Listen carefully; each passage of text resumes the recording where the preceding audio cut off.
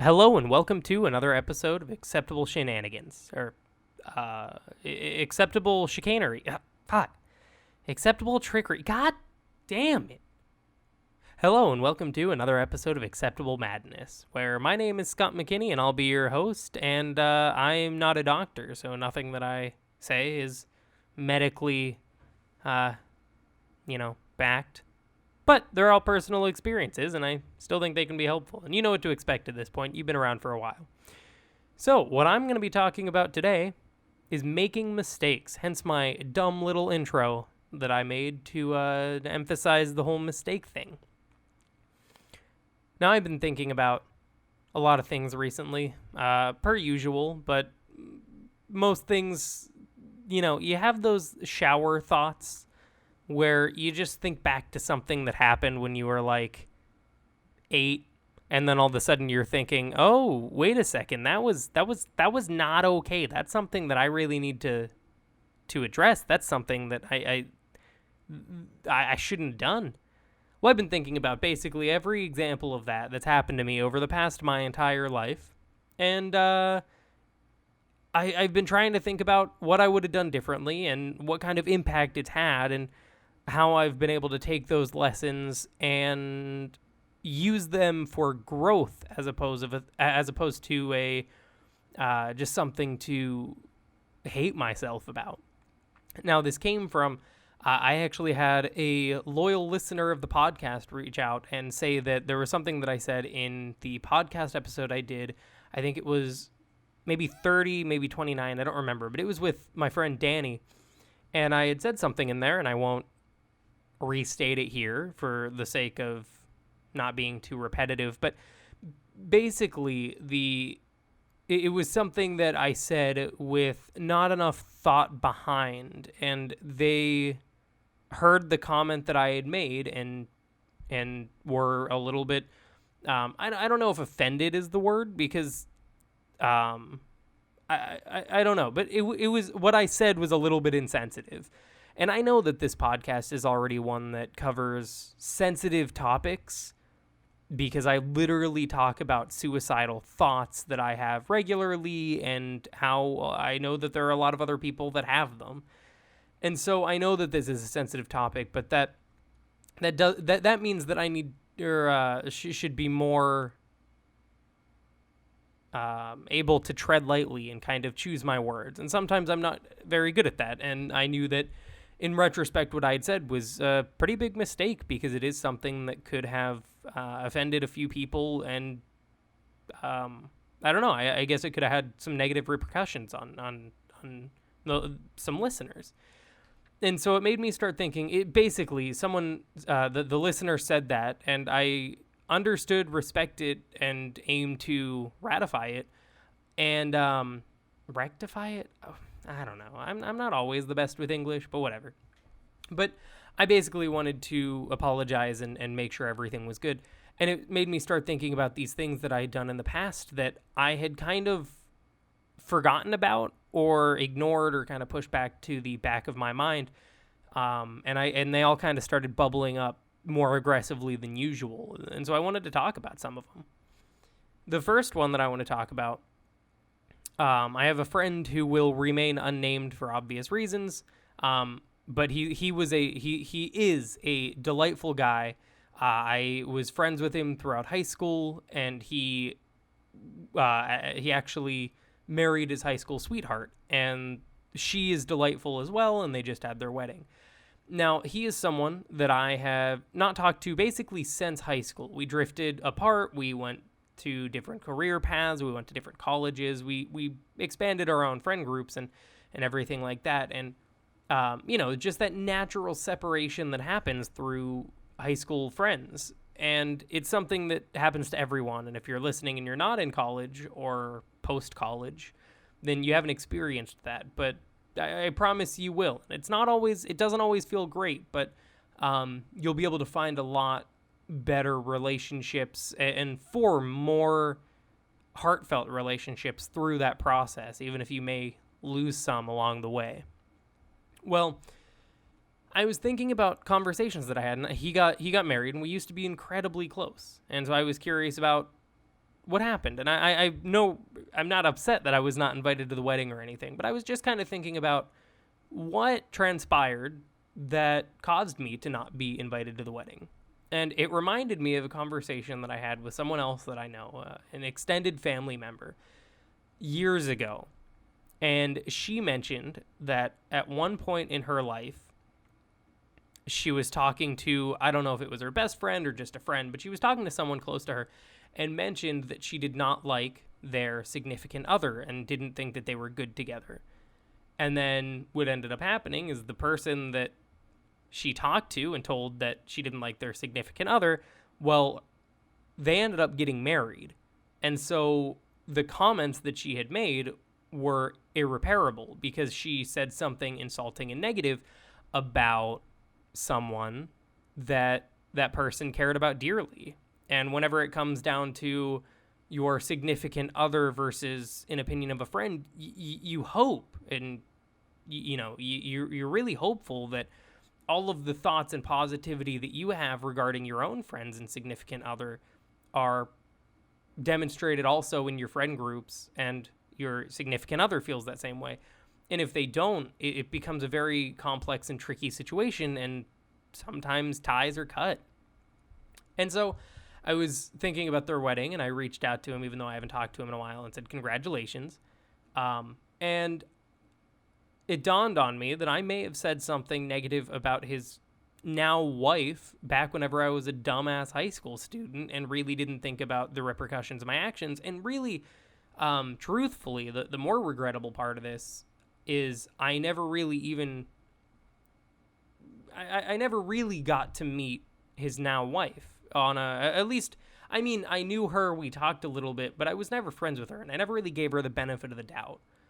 And that, to me, is probably the biggest mistake of that entire situation. But it just made me think, and it made me long for the relationship that had kind of petered out.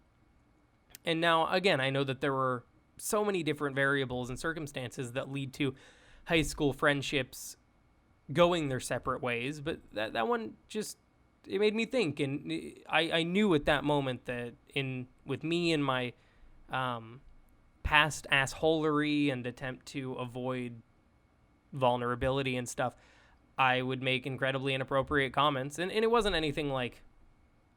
I mean, as far as I recall, it was not like... I don't know what the comments were, to be totally honest. I don't remember exactly what they were, but I knew that they weren't positive, and that's what the problem is. So I won't...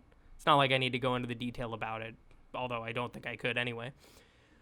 But it was something to think about, and it made me regret what I had said. And looking back at that, I know that relationship, maybe it's something that in the future I could work on and repair. But with where I am in my life and where everybody else is in their life and lives after college, it seems incredibly hard to me to repair that relationship. And I also have that feeling of I already screwed up, and I don't know how much an apology would help, or I don't know if it would even be a welcome thing, because I don't know if I've burnt that bridge too much or offended them in a way that's completely irreparable. So to me, it's something that I thought about, and it's strange to me to think that I just kind of have to move on from it and accept that relationship is dead. And maybe there will be a rekindling in the future, but real life gets pretty hectic and busy once you're outside of college. It's really hard to do everything that you want to, especially outside of a work week. And so I don't know. It's hard to think about. And it makes me really, again, think back. And basically with each time that I think about it, it makes me regret those comments that I had said a little bit more.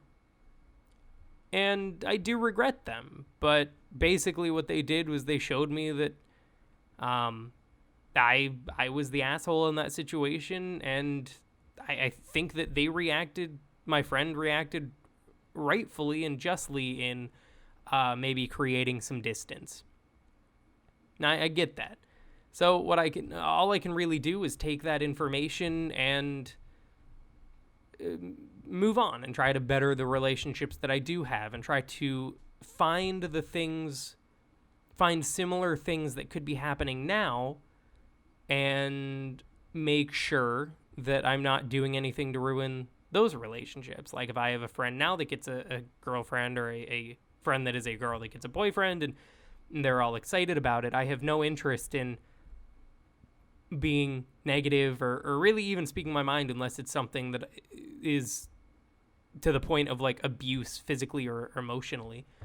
I really feel that even though I may not necessarily see the 100% like perfection or what that other person sees in their new significant other, I don't think it's my place to speak. And all that I think I can do at that moment is just try to root for everybody to end happy. And in order to do that, it's to kind of meet and introduce yourself and become acquainted with that new person in the friend group with open arms and be welcoming and respectful of all of their different views and thoughts and emotions, and just make sure that they're, make sure everybody's living their best life. And I think that that's really important. And even in something like my siblings or other friends that are starting to get into these relationships, and even if it's not necessarily a relationship, but just if one of my friends finds a new friend and they think that they would mesh well in our little tight-knit community of people, like it's just something that I feel like really needs to be approached with open arms. And you can really make someone's entire day, month, and if you're really lucky and you make a lifelong friend out of it, you can make someone's entire life and give them a place where they feel comfortable and they feel like they can talk and be themselves. And I think that stuff's really important. So, yeah, I ruined that relationship whenever I was younger, and I look back at it with obvious regret, and I wish them both the best. And I know that I wasn't great, but I can use that information to make future relationships better. Moving on to another example. All of the examples that I have where they're making mistakes, I'm not going to talk about that one time I accidentally ran over my neighbor's flower bushes with my bike because I didn't know how to ride it, and then that was actually about the time that I got more confident in my bike riding abilities, because I immediately hopped back on that puppy and got the fuck out of there so that I didn't get in trouble, because I was like 12. I learned how to ride bikes late. But I'm not going to talk about that because that's simple. I'm not going to talk about going into my second or third grade yearbook pictures and I was playing at recess and I tripped and slid on 3 feet of mud and had to wear the backup clothing. Luckily, that was after the yearbook yearbook pictures by like 5 minutes, basically. But it was still a mistake, and it's hilarious to me now. Most of the mistakes that I have made have been through me in kind of trying to put up walls or not be accepting of someone else's situation. So most of the mistakes that I make and I dwell on are relationship-based and communication-based. So I want to talk about another situation where I can give a little bit more of the actual conversation that happened in this situation. But I had another friend who was a female, and she started dating someone that was at that point, my friend group. And once they started dating, they kind of drifted away from the rest of the group. And the group's response was not to look at them and their newfound relationship with excitement and acceptance and just be happy for them. It was more of looking at it and going, well, they've kind of abandoned us and they've just gone on their own, so fuck them, we don't need them anymore. And that was the mentality that I had too, and I understand why I had that mentality, and I looking back at how I was 5 years ago, I'm not surprised by it, and I kind of understand where I was coming from, because if you have a friend that you see every day, every other day at college, and you're excited to be with them, and then all of a sudden you're seeing them maybe once a week if you're lucky, then that really puts strain on a relationship. And for me back then, I had a really hard time building relationships. Like in high school, all I would do was, instead of building relationships and having like close friends, I would run off to the band room and blast music until my eardrums would hurt, and now I can barely hear stuff. But I would do that, and I would play trumpet in the room by myself for study halls. I would skip classes sometimes just to do that. I would never really socialize with people, and that came from all types of things, whether it be the inability to find like things to talk about with classmates, or inability to want to find things to talk about. Like, I really didn't want to build these relationships. Whenever I was younger, I really looked at school and relationships, and even in adulthood, I sometimes look at relationships as I can sometimes think of them as meaningless. And I know that that's a really, really bad thing to do, and I'm working on it. But it's sometimes like, it's so hard to get to put that commitment and compassion into a relationship whenever you are scared of commitment and worry that person's just kind of going to vanish from your life. And I don't know. It for me, it's a lot of effort to really put that kind of care into someone, and then it's really hard to watch them leave. I've gotten better at dealing with that, but that's just background for why I feel like I did what I did. But basically, this friend and her new boyfriend, they kind of drifted apart from the group, and then the entire group kind of ostracized them a little bit. And I don't blame either party here, but it led to, I don't think either party did the right thing, but I don't think either party was completely in the wrong. And so I think about that situation, and I think about what could have gone differently. And what ends up happening is, the college that I went to, the boyfriend in this relationship transferred to another college after 1 year of dating. And after that 1 year, the female, the girlfriend in the relationship, who was closer in the group, tried to kind of reintegrate herself with that group of friends. And I think me especially, I was very much not open to that idea, to the point where there was a conversation that was had where she came to me and was looking for a friend, and was hoping that I could be that friend. And I did not feel like I could be that friend, and I had anger pent up inside me for her, or for my thoughts of her abandoning the group, which in retrospect is not entirely what happened, but I'll get to that soon. And so I basically told her to fuck off. Like, she tried to make small talk and just to like try to rebuild that relationship and start it back up, and I wasn't receptive to it.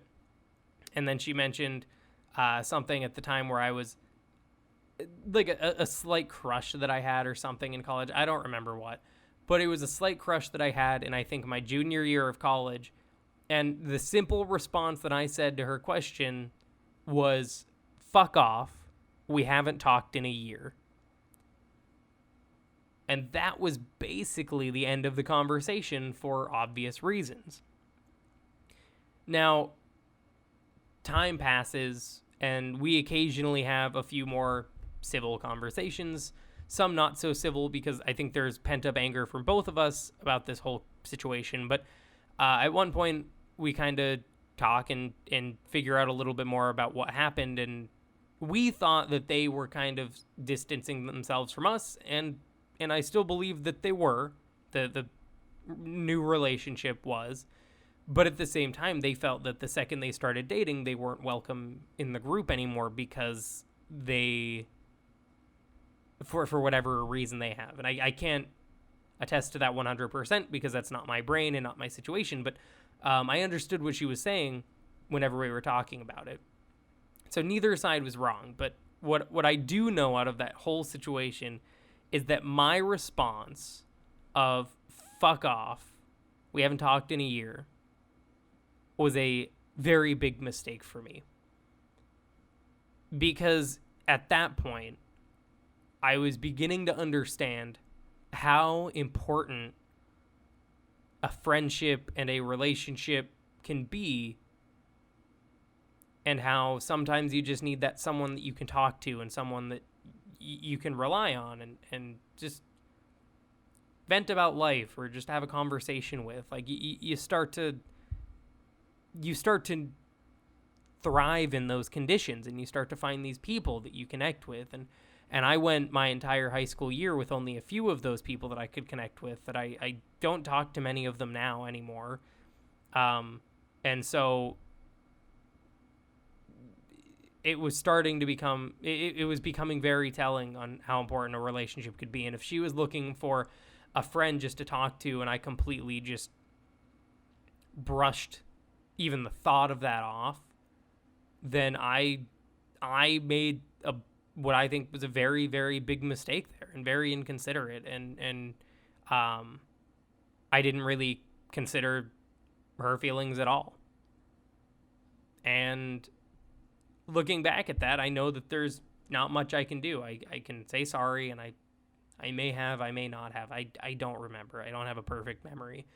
But it doesn't, just like the last situation, and just like any situation ever, as you know, you can't take back something that you've said or done, but you can still take those situations and kind of realize how important they are and how to avoid them in the future. I really should have been a lot better with understanding that she was just looking for someone to talk to and looking for a friend, since her boyfriend had moved to a different college. Because that's a very, and if she didn't have those friends, then I don't know. I just felt like an asshole, and I was. And to me, that's still a mistake that I think about frequently. And ponder on how I could have handled it differently, and how they're doing now.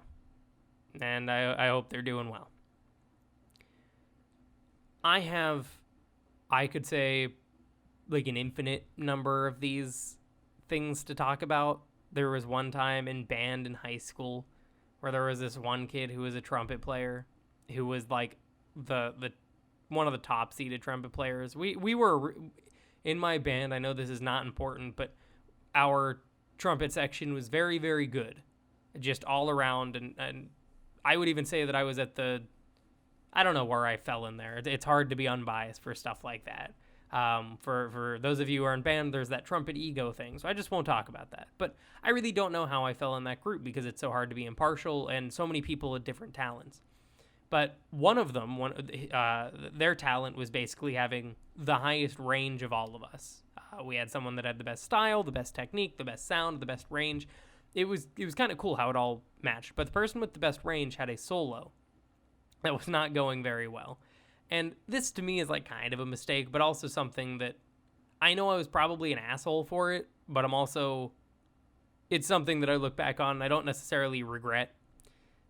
So maybe it's not a mistake and just a little tidbit. But we were playing, and the solo comes, and he does not perform the solo well. And it was just for a practice, but we'd gone over this like every day for weeks, and the solo had never gotten any better.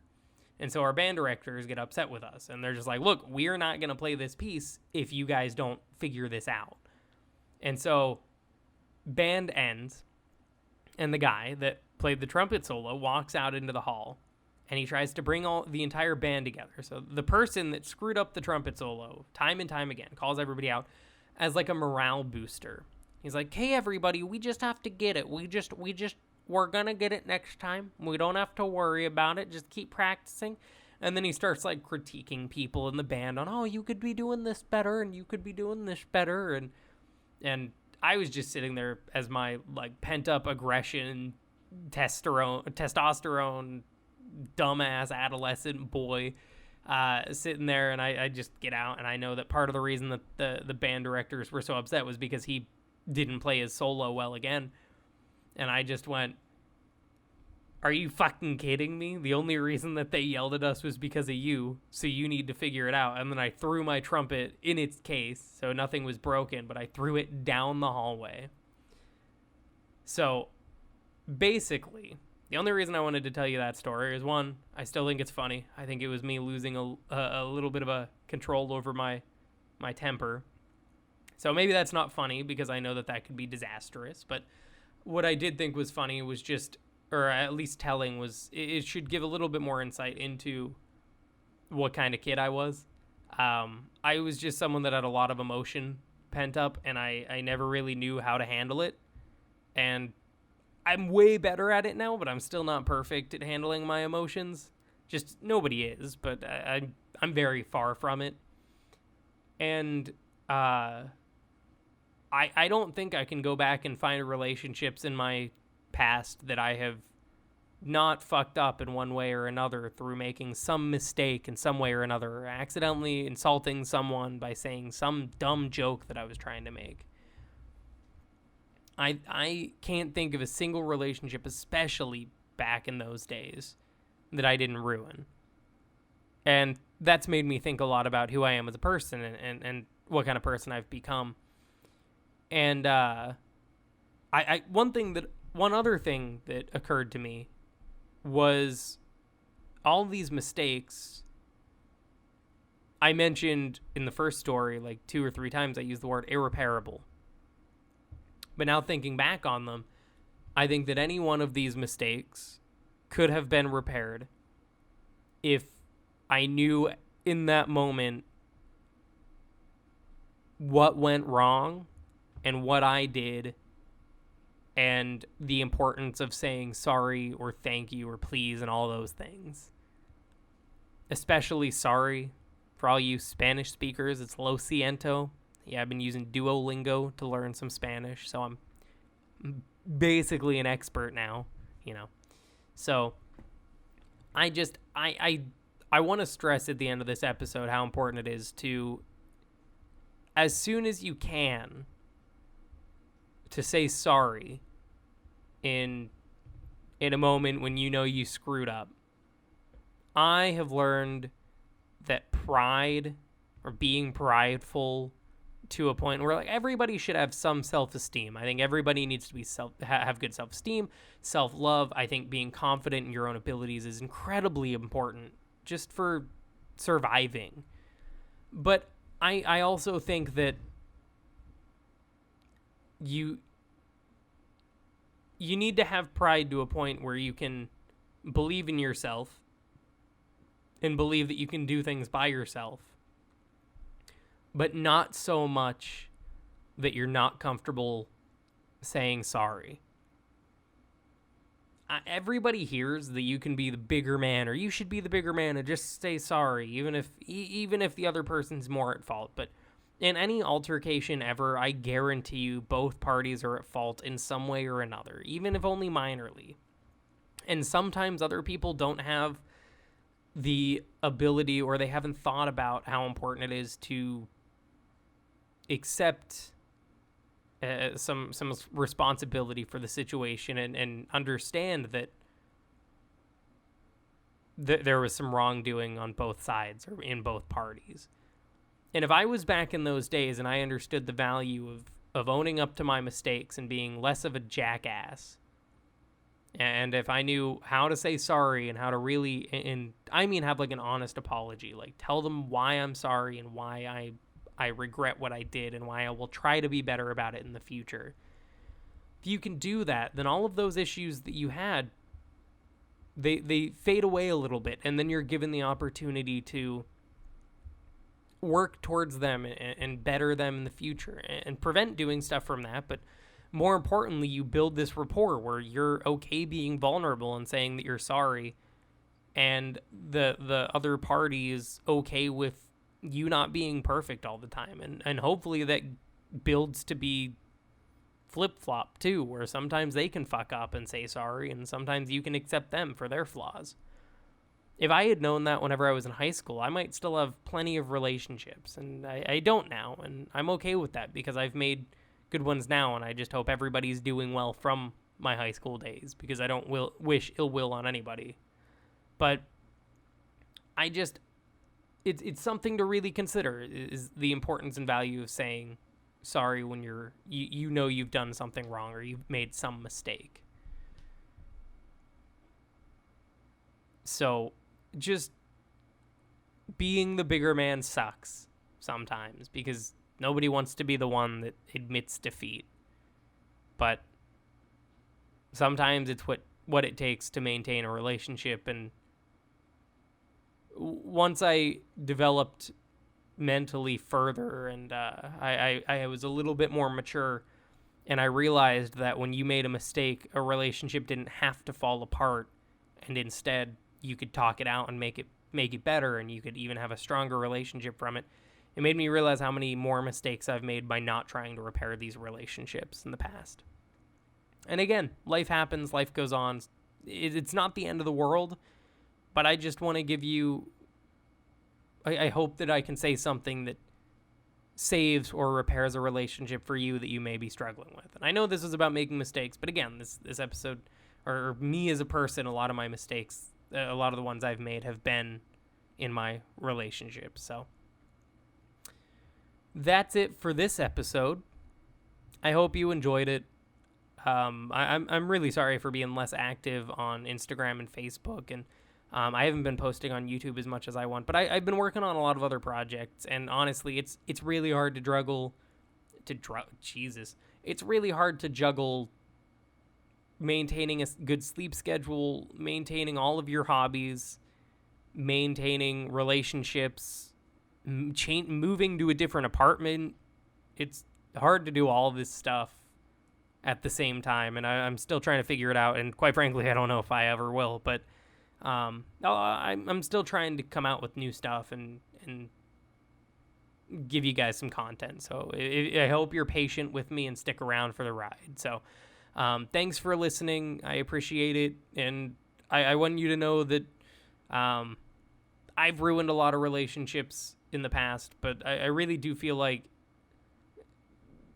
for me talking and just letting and having these feelings come out, I really feel that anybody that listens to it is a friend of mine, because it's a really, really intimate relationship where I can talk about these things and admit my mistakes, and just know that I'll be here for you even if you're struggling, just like I know you would be for me too.